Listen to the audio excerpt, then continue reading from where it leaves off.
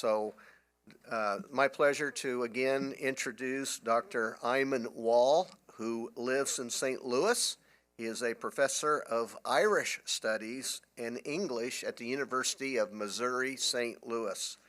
He teaches courses there in Irish, Irish American, and British literature, and he also directs the university's Study in Galway Study Abroad program. And we do allow Missouri Southern students to participate in his summer program, earn 6 credits in 4 weeks at the University of Galway, June 16th through July 13th. So if you want to look at one of these flyers afterwards, feel free to do so. Dr. Wall is a native of Enniscorthy, County Wexford, Ireland. And if Enniscorthy sounds familiar to you, it's because it's the name of the town featured in the novel Brooklyn, which several classes are reading this semester. The author of Brooklyn is another Irishman named Colm Tóibín, and by coincidence, I guess, Dr. Wall and Colm Tóibín went to primary school together in Enniscorthy. And then after primary school, they split up because they went to different boarding schools. But Dr. Wall and Colm Tóibín still keep in touch on a regular basis. And I just learned from Dr. Wall that the long-awaited sequel to Brooklyn is coming out this fall, called Long Island. And so that was news to me. Dr. Wall has lived in the United States since 1982, and when I picked him up at his hotel this morning, I was delighted to find that he had kept his Irish accent despite 41 years in the United States.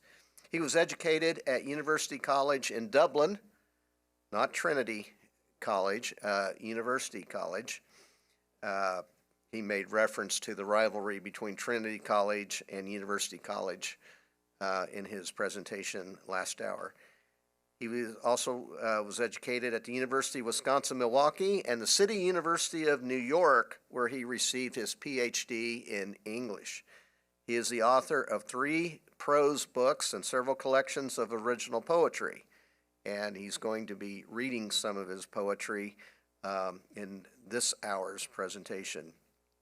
Finally, I'd like to thank him for helping plan our Ireland semester.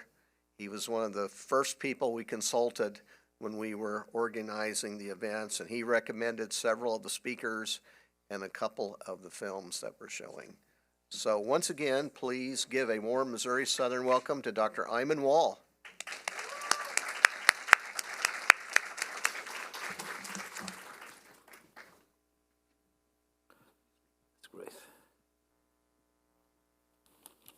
Thank you so much, Chad, and it's a great pleasure and thrill and honor to be here and to have a second chance. You know, I gave a lecture last hour too, and I just want to thank everybody at the university for their hospitality, and in addition to Chad, also to Kyle and Bea and Scott for helping with the tech and all of those things. And I got introduced to Amy earlier on. I didn't find what your second name was.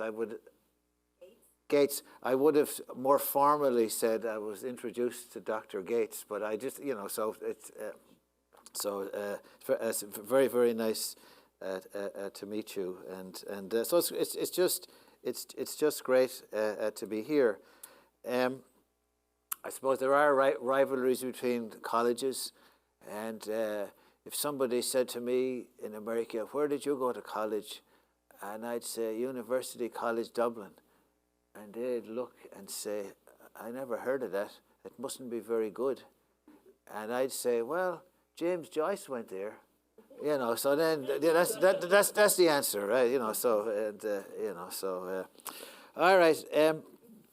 So I'm going to read poems for you this hour, and talk about the poems and talk about the contexts of the poems. So this book was published in just earlier this year. It was launched in Seattle, And then there was another launch in Enniscorthy, my hometown, in June, and then there was another one in Galway in July. And before I read a poem, I'll tell you about the publisher. The publisher is Salmon Poetry, and Salmon Poetry is based in Ireland, in County Clare.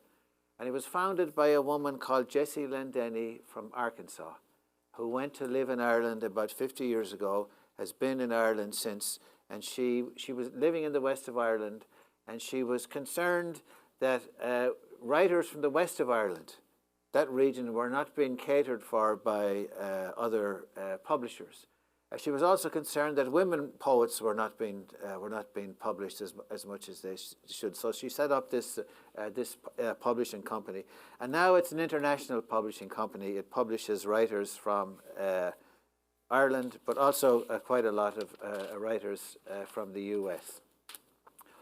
So this particular book is a family history, particularly going back to various generations of my own family, and in some ways highlighted on the women of the family who were very important to me and encouraged me in all kinds of ways. But I'm going to start in St. Louis and then kind of move back to Ireland. And a part of the book is concerned with the pandemic. Though you know, it's hard to believe that it's over. Or maybe it's not over, but it's concerned with that time where we couldn't really go anywhere or do very much. So one of the things that I did a lot of, and which I write quite a bit about here, is walking, and specifically walking in a kind of a narrow kind of way through the neighborhood. So this is the first poem. I hear everything. I hear rain dropping from a sycamore on Glen Road. I hear an owl in an evergreen hoot in the voice of my grandfather. I hear that the box turtle calls out for me down by the railroad tracks. Juice, I hear a player shout from the tennis court. I hear birdsong everywhere I go. I hear the man before I see him coming, his portable tune to Limbaugh. I hear the boys and girls shouts from their hideout in the corner of the yard. I hear a cat insisting that the front door be opened yesterday. I hear the Missouri River runners whistle, and it is hardly lonesome. I hear that someone's going somewhere between Kirkwood and KC. It ain't me. I hear that the wineries in Herman are open again for business. I hear pin oaks and maples having a conversation. I eavesdrop. I hear that there are folks who understand tree language. I am learning. I hear the consent of tomatoes as they are picked and placed in a basket. I hear water exiting an aluminum pipe, entering Deer Creek. Drink this liquid and you will die, I hear the mayor of Maplewood say. I hear the boys shout at their fishing lines. I hear the crack of ball on bat, father and son. St. Louis, a baseball town. I hear the rush of traffic on Laclede. I hear that I don't have to care about all the nonsense on TV. Stay home, write a poem is what I hear. I hear agitated cardinals cry under the wings of a hawk. I hear the question you ask when I get home. You are slow to answer is what I'll hear. Heard nothing, saw nothing, schoolboy. And so it was a kind of a time of just, you were going out and you were observing and you were kind of hearing things and you were trying to process, and they were just coming, things were just coming to you. And of course the last line at the end, of course, is we all know, your parents say to you, what did you learn in school today? Nothing. Anything interesting happened in school today? Nothing. You know, so that's, you know, I think it grows on into adulthood as well. So on this walk, there was a hawk that I saw quite often. So this is the hawk poem. I suppose in the pandemic, I was more observant of the outside, particularly the outside around my own neighbourhood, because I couldn't go. I was somebody who used to go in places, go to Ireland, to go here, go there. At a drop of a hat, I'd go. If you say we're going here, I'd say I'll go with you. But you know, but I was going to very few places. I'm coming very, very focused on things in a short radius. Hawk. One long and pencil slender limb shoots right-angled out from a peeling sycamore 7 meters overhead. At its pointed finger's end is perched one stone-silent, drop-dead, gorgeous, white-tailed hawk. There is no movement to discern, save for a soft blush of feather fluffed by this December wind. This stretch opens my daily walking route. Do you see me? Of course you do, though you do not mark me as wader, locust, mouse, or lusty cardinal. I am a rambler of no importance. Shoulder to wheel, eyes on brown ties, you scour the railroad for a tasty meal. My gawking does not define you. I dare not ask for a whisper of your name. So these hawks I became very friendly with. And so our neighbors at the back neighbors of our house bought a trampoline during the pandemic. And it was the most amazing thing I ever saw. It was going morning, noon, and night. And I would get up in the morning, and I would think, I mean, by Irish standards, I'd be an early riser. I'd be up by 7:30. Irish people don't like to get up too early, but no matter how early I got up, they'd go around the trampoline, boom, boom, boom, boom, and it was a fantastic addition because you had all the natural world during the pandemic, which also had, for a long time, the children were at home every day, and it was, of course, it was maybe a nightmare for a parent, right? Because how am I going to do my work and all that, you know? But it was, but the children, and so you heard the children's voices all the time. Of course, my granddaughter's daycare closed, so she came to our house, and my wife said, "You are evicted from your office." So that became her playroom, and I went down the basement. So that's where I did my teaching in the COVID from the basement, you know. So, and people have said to me, "Eamonn, they finally put you in the basement, right, where you belong," you know. So I observed these this a lot. So the trampoline. So this is a poem about the trampoline. And when I was a child in Ireland, I hated school. Mostly because of the corporal punishment and that, you know. So I always had a very bad view of school. But the pandemic made me feel so good about it because it was trampolines and everything involved. So this poem was published in a book in Ireland, of a COVID book, anthology in Ireland. You know, people wrote about that time. So trampoline. Where she'd once leaped, spun, looped, and flopped, hairs and arms akimbo, Tinsley now sits slow as a Buddha or mendicant, her eyes strained to pandemic laptop, at school on her giant trampoline, shade cast by pin oaks and hardy maples, air cut by the first fall breezes blown eastward from Kansas and Colorado. Tinsley at work brings calm and balm to my pandemic heart. Mrs. Hayes calls out from lockdown Avery Elementary. Her hands guide lessons, float PowerPoints from schoolhouse to Tinsley's trampoline. It's her mind's motion, her heart's attention, the wind's cool aspiration that rocks, though gently, this pre-teens trampoline. It's September, so Missouri's dry and warm. Tinsley's learning, though she's escaped from school. She's seated on a trampoline. She's placed her laptop on her knees, her red hair moving on the breeze. Remember, sad compatriot, school's first day, somnambulating Milk Park Road, meter by sour meter as heat was sucked from morning, hope evaporated from tender hearts. Is it mathematics, my neighbour ponders, or some topic that hits my liking button more? The Battle of Gettysburg or custard beaten at the little big horn. 2 meters is mantra for this pandemic, with 3 cheers for Tinsley, absorbing all, seated on her trampoline. So I watched her all the time. So she was it was a very nice. It was a great way of. I suppose it was a kind of entertainment too. I mean, there wasn't much to do, right? So you could look out the window and the kid is hopping up and down the trampoline. That seems like a kind of a lively kind of thing.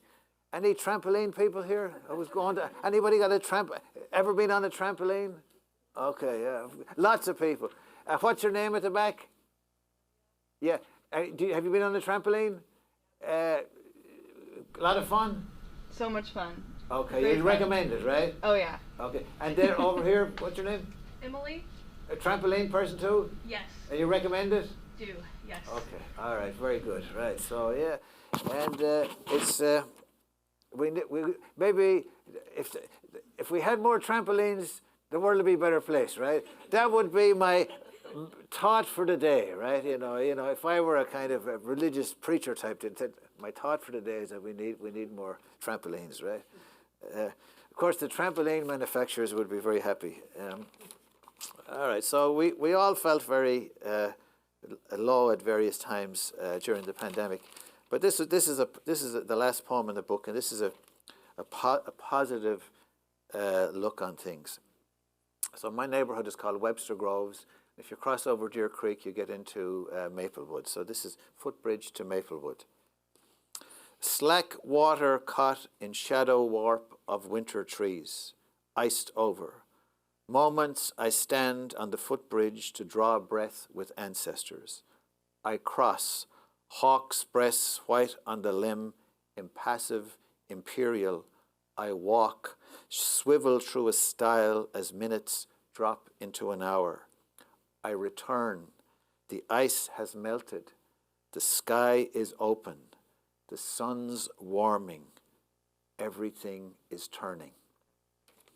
And so let me go now on to the family part of it. So I'm going to start with my mother, Nancy Wall. So my mother passed away during the pandemic, and but not from the pandemic. She was 94, so she had this long, wonderful life. She quit smoking at the age of 93. And so partly she said that the smoking kept me going. She didn't drink at all, so she wasn't a drinker, so it was a kind of an interesting kind of, but even after she passed away, I said to my sister, yeah, it's great that Ma'am, quit smoking at 93. And my sister said, well, she didn't really quit, she just told everybody that she did, so anyway, so there's 8 kids in our family, an old-fashioned Irish family, so I would not get to spend as much time with my mother, particularly when she was much older as the rest, But any time I would go home, I would manage to maybe spend 2 weeks with her, so I would just take when her care became much more, the care she needed became much more intense. I did a lot more, and that. So I wrote this poem. This is a poem that I wrote after she passed away, and this is a kind of a picture in her last years, and so it's called "I Wheel Your Bedside Table into Place." When the day's last eye is dotted and the kettle's filled for morning, I wheel your bedside table into place. Recall a neighbour's work on Macy's Christmas windows in Herald Square.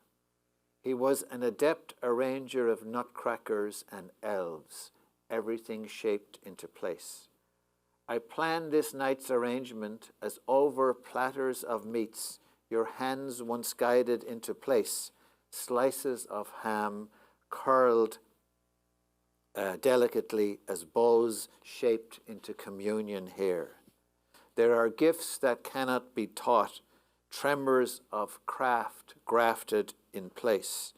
I take a breath, half full glass of orange juice, flip phone, tissues, brace of hearing aids, full glass of water, rosary beads. Your night's companions are as delicately placed as the many feasts you shaped for dignitary and bride at Murphy Flood's hotel, I flatter myself to think. There is little left to say except to repeat again the little words that line our hearts. I raise the bed rail, secure you. I turn the oxygen system on. Hear its reassuring hum. What a blessing it had been to have passed another day with you, to have retrieved my place beside you, walking uptown to 42nd Street. So my mother spent her lifetime living in the country, in a small town, and she would, but she loved to go to the big city and walk around, you know. So she'd be very excited walking around New York with me one time, going into Macy's and seeing all that stuff. And of course, she was a chef. She trained as a chef, so she ran a small hotel. So that's why I refer to food and everything. And she was always very curious about America. So let me go back then. Let me back and forward another generation. So here's a poem that again part of the family history that incorporates my mother and my granddaughter. Swat. When I stretch to whip a French fry from her plate, my granddaughter swats my hand like this. Swat, spider, she hisses. My mother's whipping cream for strawberries. I have escaped the yard to wallow at her elbow. I am held by a warning eye. Teaspoon's worth, mother says. Swat, I had moved my teaspoon into mother's arc for a sly encore. I am downed with a warning eye. The wet tea towel was mother's weapon of choice. Granddaughter, you can bet your bottom dollar I will stretch to free another French fry from your plate, like this. Whisht, my mother whispers. Her index finger slyly shapes a cross below her nose. She motions me forward to the Pyrex bowl. And so, one of the great things about having a mother as a chef, desserts. I mean, she was just an amazing person for making desserts. But she used to complain a little bit.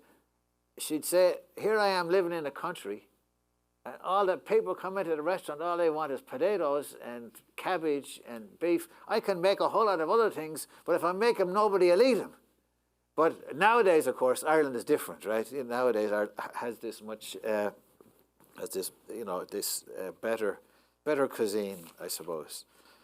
All right, so that is one with my the mother and daughter. So this next one is with my grandmother, and so my grandmother.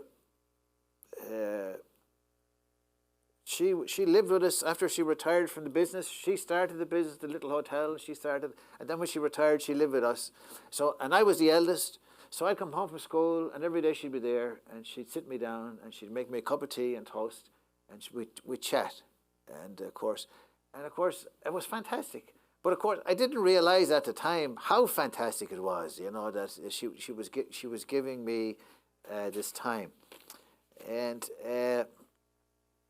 so always in our house, there was a picture up in the corner of my grandmother and her brother. You know, so it would be kind of it's always any time through the generation you'd go there and not generation but through the years you'd see this picture.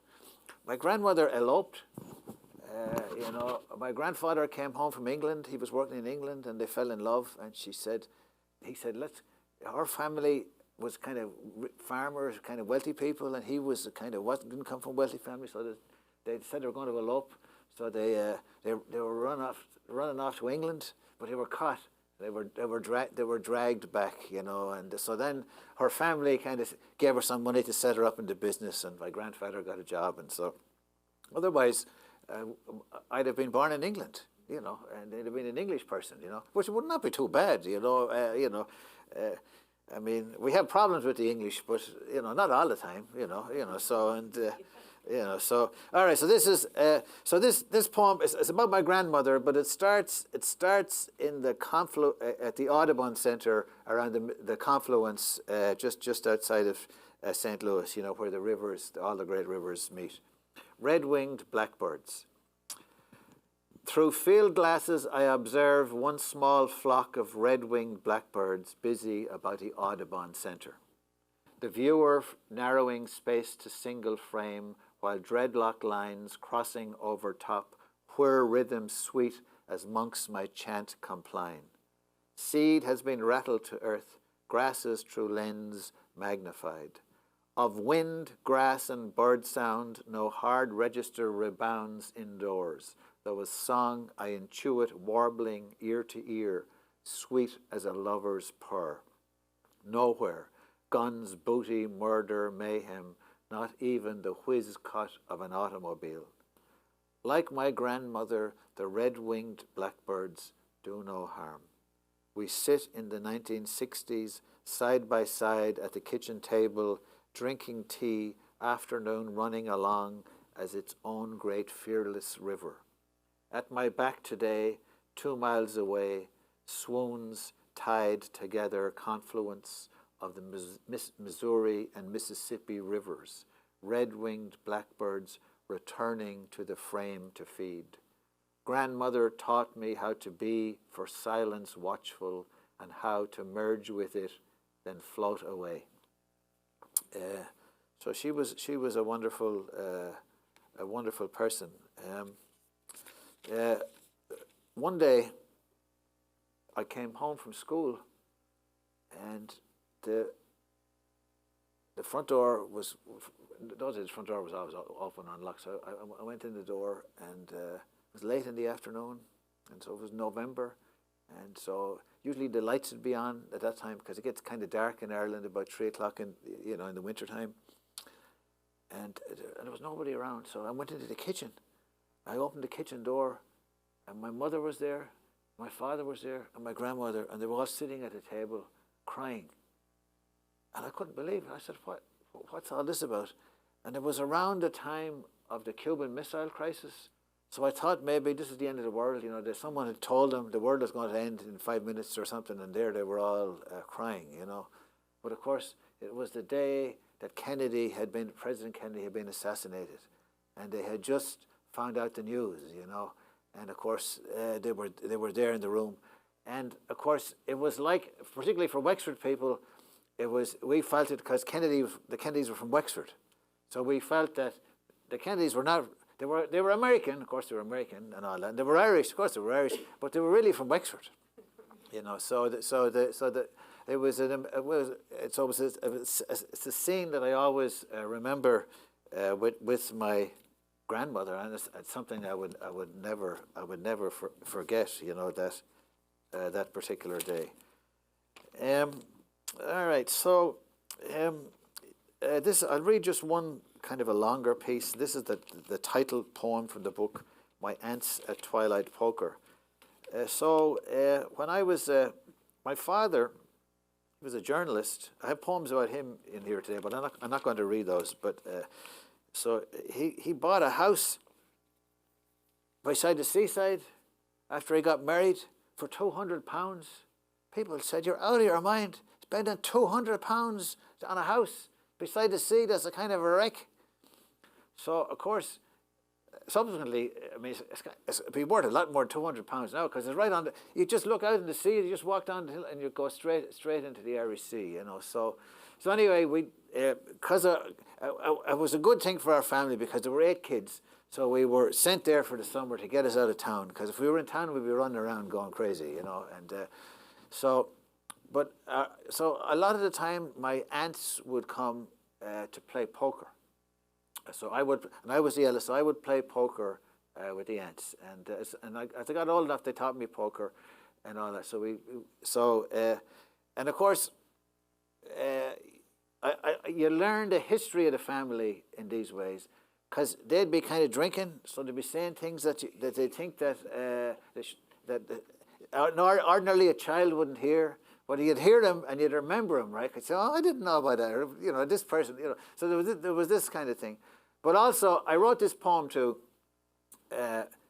because we had the 100th anniversary in 2016 of the 1916 rebellion, which was the most successful rebellion against to get the English out, and so I was thinking of the importance of women, and in a way, after the rebellion, a lot of women were involved in the rebellion, but a lot of them were airbrushed out of history. Even in photographs, you had photographs of rebel leaders, and you'd see the photograph in 1918, and there'd be 3 or 4 women in it. In 1925, they wouldn't be in the picture anymore. They just kind of get photoshopped out, So there was, I was thinking that, and I was thinking, of course, that everybody has to be included in the story, right? Because we're all Irish. So I wrote this. So this poem, it's a prose piece, really. It's called "My Aunts at Twilight Poker." Some of the references maybe not make a lot of sense to you, but hopefully you'll get the gist of it. If I explain all the references, it'll be like a lecture, So we don't want no more lectures. The setting of the poem is Glasnevin Cemetery in Dublin, and if you go to Glasnevin Cemetery, it's fantastic. It was founded by Daniel O'Connell in the 19th century, and it was intended as a cemetery for people of all faiths and of no faiths.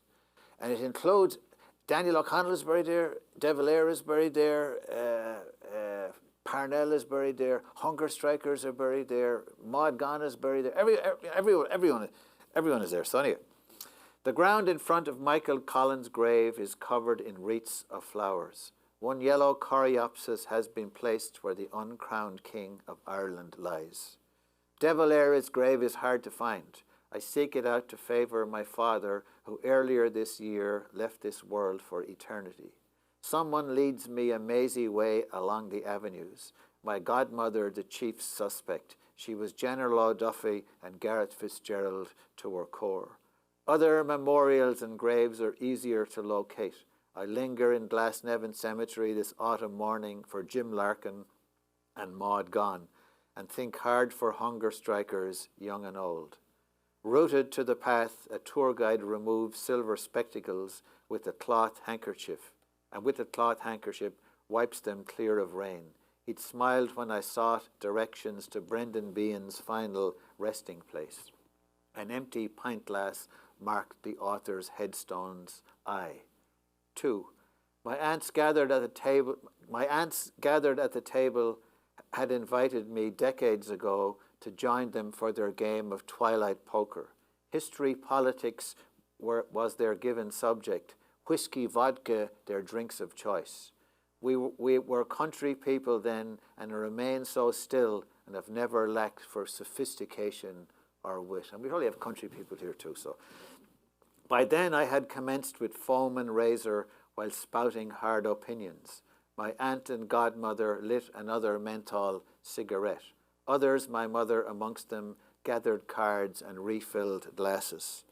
Out of doors, the breaking waves attached a languorous soundtrack to the flashing County Wexford night.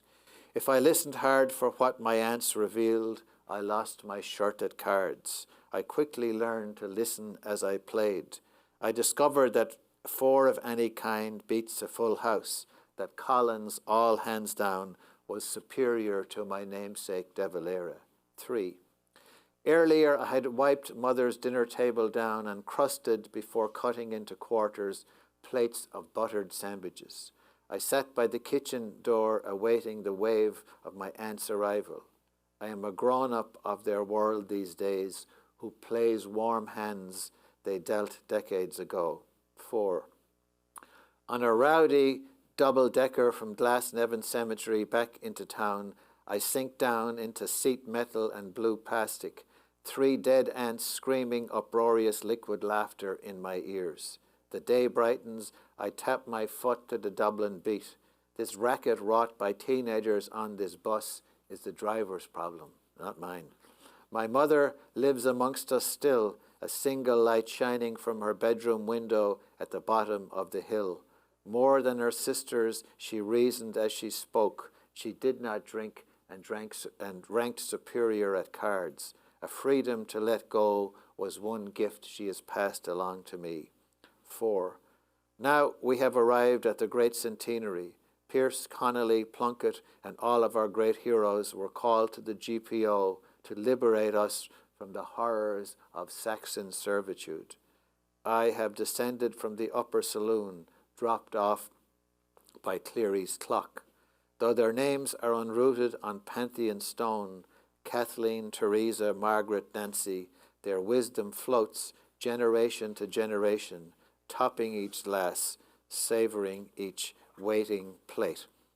So they are my aunts. And if you ever get to Dublin, Glasnevin Cemetery is a wonderful place to visit. It has a museum in it now. And across the street, well, not more or less across, is Ireland's Dublin's Botanical Gardens, which is very, very interesting as well. The character that I mentioned in the poem is the Irish writer Brendan Behan. And his grave has a kind of an eye in it. And when I went there, someone put an empty Guinness pint glass in it. And Behan was famous as a drinker. He was more famous as a drinker in some ways than he was as a writer. But they asked him one time, Mr. Behan, you're about to go to Canada to give a lecture tour. What are you going to do in Canada? His famous reply, I'm going to drink Canada dry. You know, that's a pun, right? The lowest form of wit is a pun, right? And then they said to him, Mr. Behan, how did you like Canada? He said, it'll be a grand country when it's finished.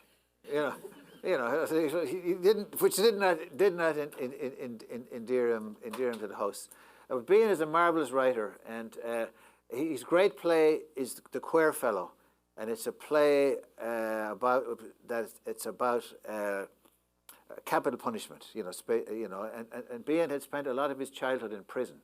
Yeah, so he's a very interesting. And what's equally interesting about him, he wrote as well in English as he did in Irish. People sometimes think of him more of a character than a writer, but he's a wonderful writer. Anybody here who writes poems? Very good. What's your name? The red hair. Kira. So, what kind of poems do you write or do you like? I tend to read poetry. When I was younger, I loved Charles Bukowski. Okay. And now it's more like William Wordsworth. Okay. It's quite an extreme, right? But we need to read widely, right? Isn't that right? Read everything. That's very, very good. And you raised your hand too in the same row. Oh, well, I'm a fan of Tennyson, but I also like T.S. Eliot. Okay. So Tennyson, I suppose, is the most perfect poetry ever written, isn't it? It's just absolutely gorgeous, okay. Very good. Anybody else want to raise your hand that writes poems? Yes, go ahead. What's your name? Yeah, Gabrielle. Tell us a little bit. Which? Okay, all right, yeah. And a lot of poetry kind of sad, right? Okay, very good. All right, so that's good. And when I was growing up as a poet, I was ashamed of being a poet. I was afraid to tell anybody because they'd make fun out of you. Well, you shouldn't be playing sports. You should be doing this kind of thing. But that was the culture, right? And the culture, even though Ireland is a very literary country, there was a kind of they didn't like people, writers, for a long time. But in the last 20 or 30 years, it's a new country, and so people are much. People are not so much afraid to say those things. All right, so I'm going to read another little bit. We have until 12:15. Okay, so I'm going to read about 4 or 5 more poems, and then we can have questions and answers and all of that, and there'll be a quiz at the end.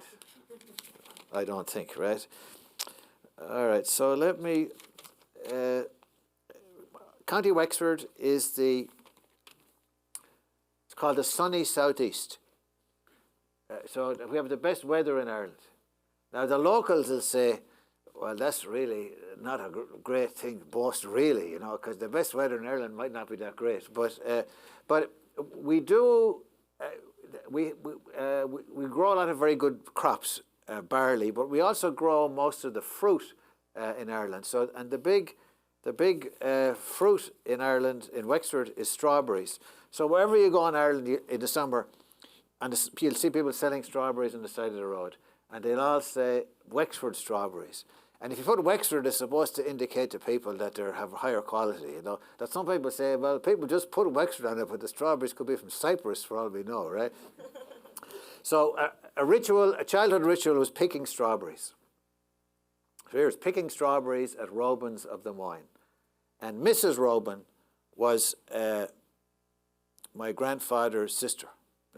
That would make her, would that be an aunt? Great aunt, right?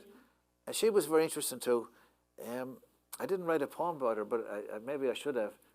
So when my grandfather was a child, his mother died, and the father remarried. And there was one of those, like in a fairy story, the second wife wasn't that great to the children. So the family was split up. But when my grandfather came back from England and married my grandmother, the first thing he did was he got Mrs. Robin, Maggie, and brought her in to live with him. So my mother said that Mrs. Robin, Maggie, was like a sister to her, because they grew up together. All right. We headed out alert and spry in back of Robin's rocking trap. The sun was shining in the sky. The old man teased the donkey's flank with the boss of his walking stick. At the table by the gate, a wide-hatted silver lady yawned. All of us were handed pails, told not to gatch, get on with it. Down the drill on hands and knees, we moved at speed. Filling buckets was our task, eating strawberries as we pleased. We broke for lunch and rallied briefly after tea. Mrs. Robin made up fair tallies, each child pocket lined with gold. We washed our hands at the cowhouse pump. We left the country tired and burned. Our bodies ached, our faces shone. Anyone recall the long jaunt home? Don't ask me. I was out all stone cold from farmyard fence to the island road in back of Robin's rocking trap. So he would, Mr. Robin would come into town with a horse and cart, and he put us sit in the back of the horse and cart, and not the horse, a donkey, and out of the ass and cart, clop, clop, clop, out to the farm, and then he'd bring you back in the afternoon, and that would be kind of unimaginable nowadays. If you went on an ass and cart on the road, you'd be run over by a semi in no time, But in those days, it would, there was very little. There was in the 50s and 60s. There was much less. There was much less traffic. And all right, and so yesterday was the 10th anniversary of the death of the great Irish poet Seamus Heaney, and so Heaney won the Nobel Prize for Literature. He was a very, very famous poet, a really sweet person. Everybody loved him. I liked one thing I kind of liked about him too was he was an immigrant. He spent a lot of the year in America teaching at Harvard, and so he was. So I was interested in that. But also, he wrote a famous poem called St. Kevin and the Blackbird. And St. Kevin St. Kevin was the saint in Glendalough in County Wicklow, and so he went down to pray one day, and he had his two hands out like this, and he was in his little cell, and the hands went out. The cell was so small, the hands went out to little windows. So he was praying away, and a blackbird comes and starts to make a nest on the hand. So he couldn't stop praying until the babies were all born and everything and all that.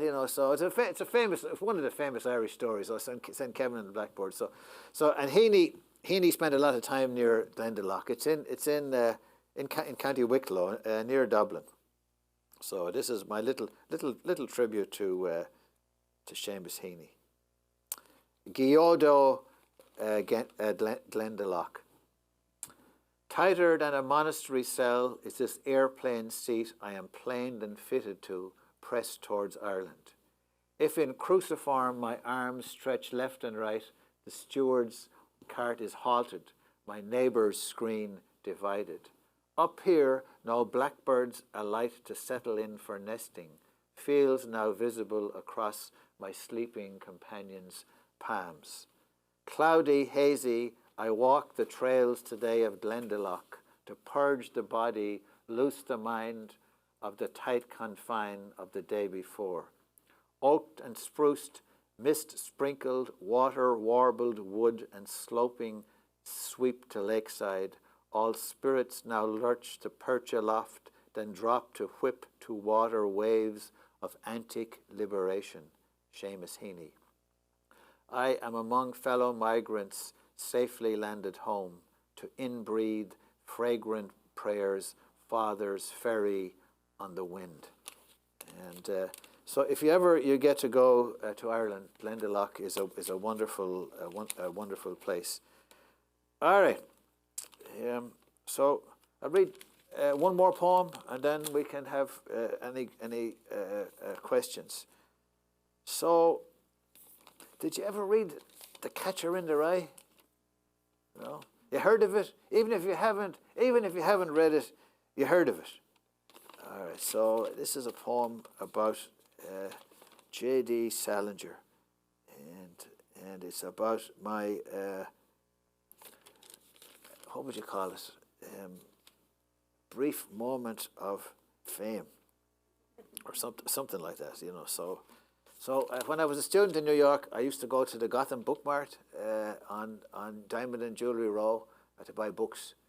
And it was a fabulous bookshop, but it was only a little place. It didn't have the books I needed for school, it wasn't at all, but it was just a nice place to go. And the manager of it was a man called Andreas Brown, and he was very friendly to me. And I knew nobody in New York, so it was like Cheers. You go into the place where everybody knows your name, and we would chat about things. This poem is a kind of it was written to Andreas Brown after he died, and a kind of an elegy for him, so Salinger comes into it in a mysterious kind of way. At the Gotham Book Mart, in memory, Andreas Brown. Once a young and hopeful scholar, I rushed the Gotham Book Mart's shelves to seek sundry texts assigned for seminars, more in truth for old world ambience than supply of books wrung out.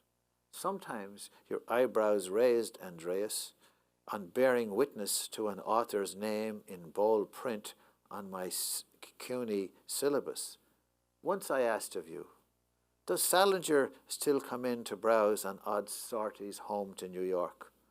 Oh yes, you said, 10 minutes ago, whilst you were on your knees among the M's seeking Malamud's magic barrel. Salinger stepped aside to lend you cleaner access to the lower shelves. Stern and spry, you then retreated to your annex at the rear, sotto voce on the phone. Gotham Book Mart, where I liked to fish. So imagine I was right beside Salinger and I didn't know it, and of course part of it was that people like Salinger could come into here because they wouldn't be picked out, by the owner. Say, oh, there's J.D. Salinger, you know, there's Elvis or there's Bono or whatever, you know, that they were allowed in there on their own. And all of they said that all of the writers, you know, Norman Mailer and all of those writers would have been in there at various times. It was founded by a woman called Frances Steloff, and she lived upstairs. Did you ever hear of Edward Gorey, who did the famous drawings and paintings? He lived there, you know, and there was, in the window they had his work in the window, and it's not like most things. It's not there anymore. And if you read Andreas Brown's obituary in the New York Times, it's the most interesting story about a bookstore going downhill and all kinds of shenanigans happening, you know. But it was it was a great place. It was also on Diamond and Jewelry Row, you know, which is a great place to go. You could look at the window, see all the gold, and they sold all art from all over the world. Really, a really interesting place. And then, of course, the other side of it was Radio City Music Hall. You could go see the Rockettes and the Christmas show and all that if you wanted to do that too. So it's always a pleasure to come and read poems. And thank you so much for your attention. And I could see heads nodding, and I didn't see heads nodding off to sleep, so it's always good. But if anybody has a question about the poems or about poetry in general, or anything you're curious about Ireland, or if there's something you just want to say, get off your chest, you know. A bit like the Jerry Springer show. Well, not quite like the Jerry Springer show, but just please raise your hand. So yes, and what's your name? Madison. So I'll say to you. Listen, Madison. The answer is Madison, but I'm going to ask you the same question in Irish. Cadis anam dit. Yes, right. Or that's right. So I'm going to ask you another bit. Say Madison is anam dum. Madison is. Say is. This feels like a trap. No, it's not a trap. No, it's not a trap. Madison is. Madison is. Anam. Dum. Dum. That's right. So that's right. So I asked you the question in Irish, and you answered me in Irish. So did you ever speak Irish before? No. So very good. You know. So isn't that great? You know. So that's you know. So So yeah. So go ahead. Answer the question. I was just curious if you have like a specific like writing process that you tend to like go back to, or like any like do you go for like a walk in a certain place, or just anything specific that you find yourself returning to? Nothing completely consistently. I have a notebook. Always have a notebook. You know, I do walk every day for an hour or an hour and a half, and that's very helpful for ideas, but also for mental health. But I don't have a process in the way that you get up in the morning and you sit down and but if I have a project that has to be done, say if I was working on this book and it was all over the place, then I would devote maybe 3 or 4 hours of it every day if I could. So, but when you're not a full-time writer and you have a job as well, often the last thing you do is write, and sometimes you have so little time to write that you sometimes feel you're not a writer anymore, and so you have to keep. I always have to keep at remember you're a writer. So it is. So I think it varies very much from person to person. So do you write? Yeah. So do you have a routine? I have a really bad habit of just like sitting there and like beating myself over the head until, not like literally, but like until I get it done, or like finish whatever it is, or overcome whatever obstacle, and I get really frustrated in the process. So I need to like work on removing myself from that setting and kind of like going on a walk or something like that, and doing other things until like inspiration like finds me, rather than just like being like, come here, where are you? is that writing is such hard work, you know, and you're trying to get this sentence right, or you're trying to find a word that rhyme with this, or it's just one of the ironies of writing poetry, I think, is that you could write a poem and you could nail it first time, and it's fantastic, and you hardly have to change a word in it, right? And it could be a really good poem, but then you could be working on a poem for months or years, and it never be any good, Now I know you learn from the process of, like Beckett says, fail and fail again and fail better, all that kind of thing. But it's hard, such hard work, isn't it? Yeah. Okay, very good. Any other questions? That's great. Any other questions or comments? Yeah, go ahead.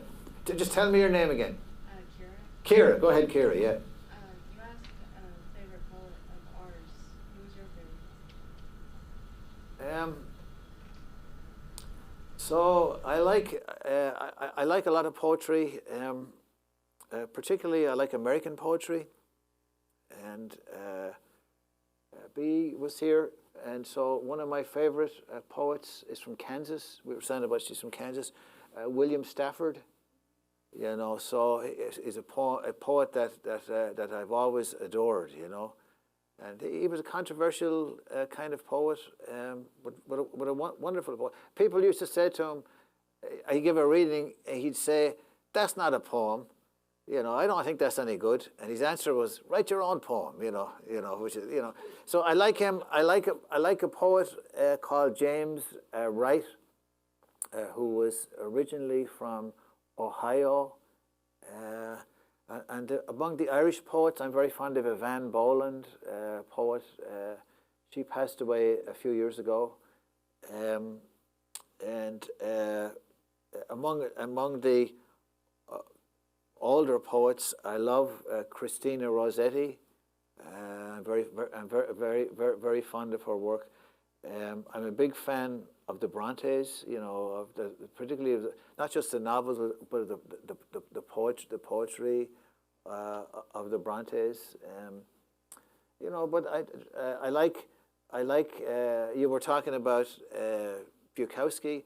There's a writer of his generation from New York that I like a lot, Frank O'Hara, who wrote these poems that were called "I Do This, I Do That" poems. A famous one that I love is "The Day Lady Died," his elegy to Billie Holiday.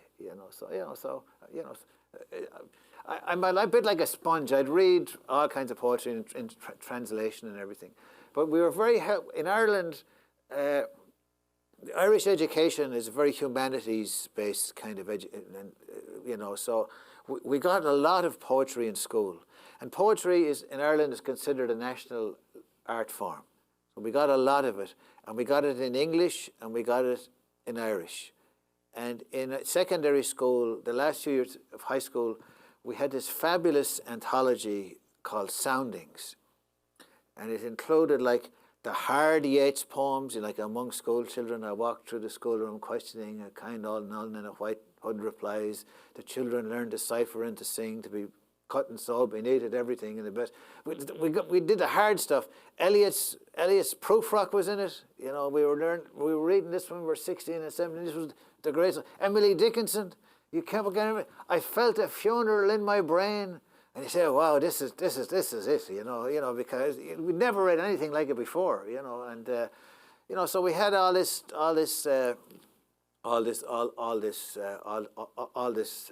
material, so so it would just be a few, but it might be like my favorite songs. If you ask me tomorrow, I might give you a different list, so. Any other questions? Or yes, go ahead. Poetry in Irish is it? No, my Irish is not good enough. So if I can read, I could write poetry in Irish. The problem I have with Irish now is my spoken Irish is I've lost a lot of that because I've been here for so long. But I could write in poetry in Irish. I could write a letter in Irish. But it wouldn't be any good because it's not my first language. And Wexford was, because it's on the east coast, closer to England, was one of the countries that lost Irish first. So Irish hasn't really been spoken in Wexford for about 300 or 400 years. Though it has come back, though, through education. We have these, in Ireland now, we have Gael School. So when your child goes to school, you can send a child to a school where everything is done through Irish.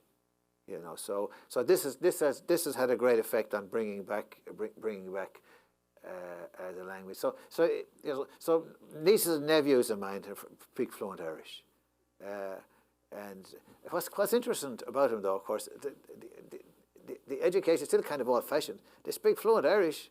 We also speak fluent German or fluent French, because when you're in Ireland, I mean, you have to go someplace else because Ireland's so small. So you have French. So there's still a lot of these. The foreign language requirement for going to college is still there. So there's still a lot of this. Yeah, somebody else was going. Yeah, go ahead. How young were you when you started to enjoy writing? So, like a lot of people, I was encouraged by a high school teacher. I started writing little stories, and the teachers, and I thought they were kind of silly. I'm sure they were silly, but he encouraged me, and so I got, you need permission to do things, So I felt this man gave me permission to do it. So then, do you write yourself? Yeah. When did you start? I've only been writing poetry. Okay, all right. Yeah. But have you been enjoying it? Immensely. Well, that's all that matters. Yeah, absolutely. Yeah. So, yes, go ahead. And your name? Joe. Go ahead, Joe. I was just curious, do you have a poem that you're most proud of, or that your favorite, like one that you wrote yourself? Not really, but I pretended that I did because there's a book coming out next year, but from the MLA. It's a companion to Irish poetry or something. So people are asked to write.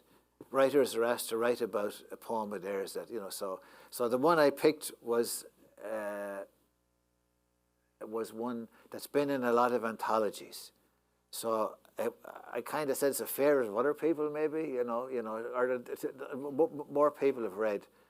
And it's about, ironically, it's about driving to Mount Rushmore, and it's very much set in America, but it's also about reflects back to Ireland.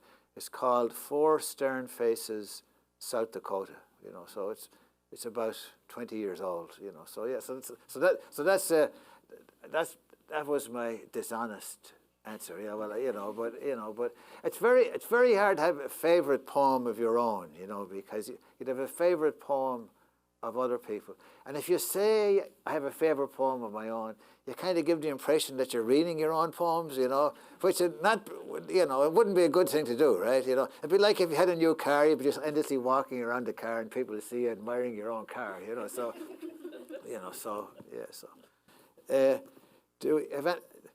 Amy, I forgot to ask you, do you write poems?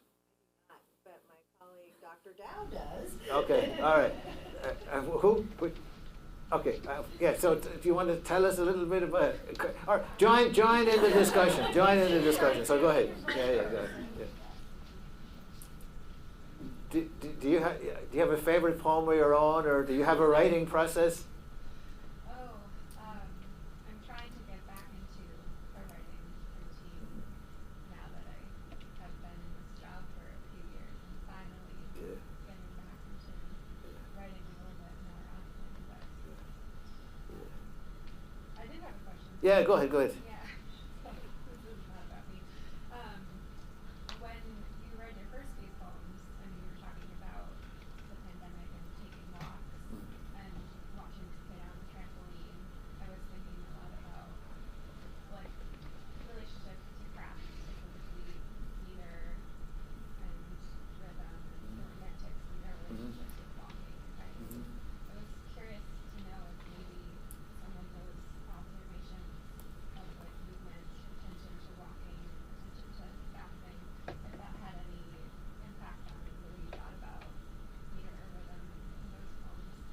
Yeah, I think so. I think so. The thing about growing up in Ireland is, then maybe not as much today, but maybe still today, we grow up in a really strong oral culture.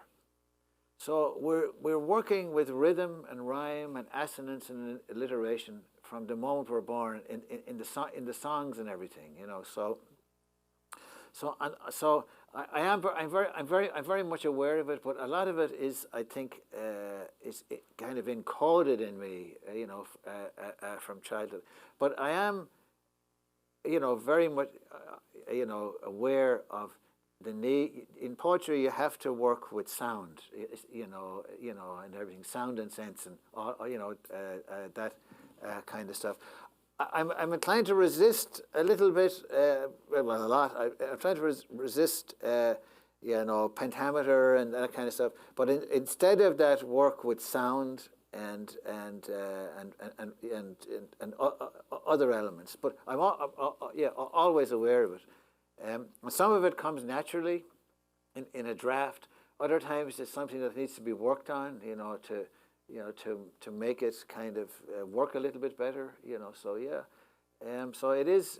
I mean, it's part of the challenge, isn't it? You know, and part of the craft, you know. So, but I agree. I mean, it is very difficult often to have time to write, you know, and it's to be able to dedicate yourself to it, and then of course, when you do get time, there's all the anxiety. You know, then you start to get anxious, and the the pen starts shaking, and then you have to go for a walk, right? You know, or then so yeah, it is complicated.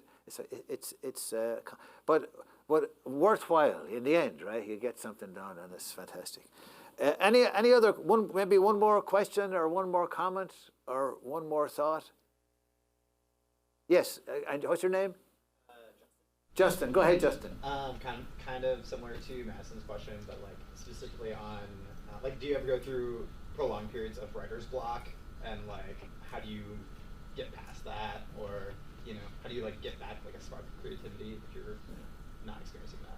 So I never go through writer's block, but there's a reason for it, and it's not that I'm a kind of a motor mouth kind of writer. It's just that I write poetry.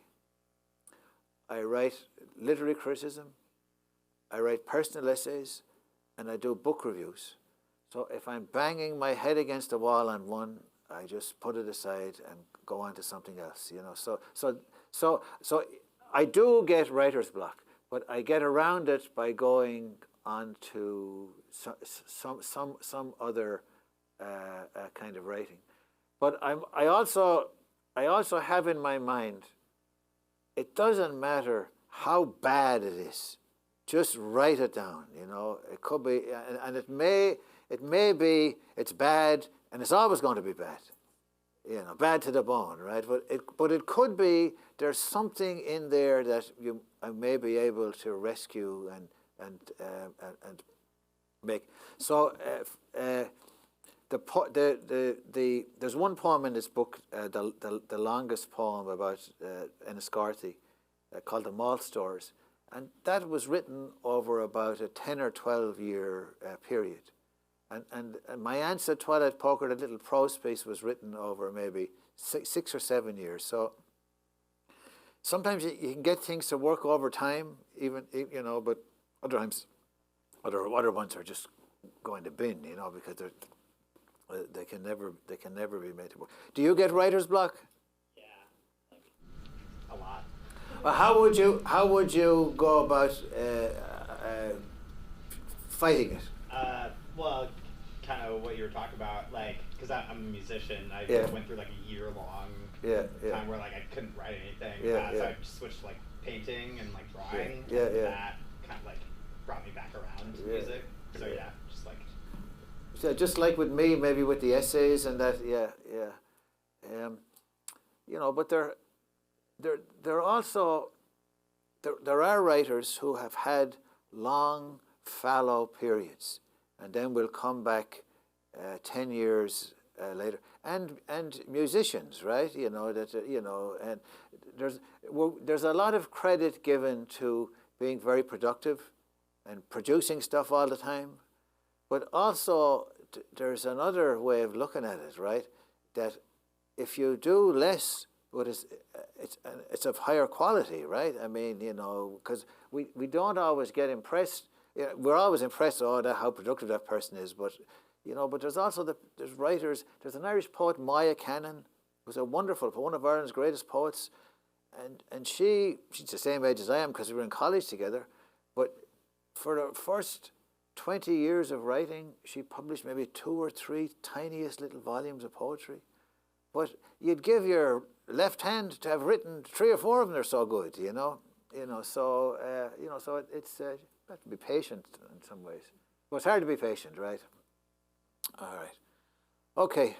So again, thank you so much, not just for listening to poems, but for your participation and for chatting away and for getting involved. One thing to remember, I think, is about Ireland and about being writers, that we're not a hierarchy. We're a community, right? We're part of a community, and of course here at the university too, we're part of a community. So we all kind of we're all part. We're in this room, and this is our community, at least for these few hours. So thank you so much. Thank you.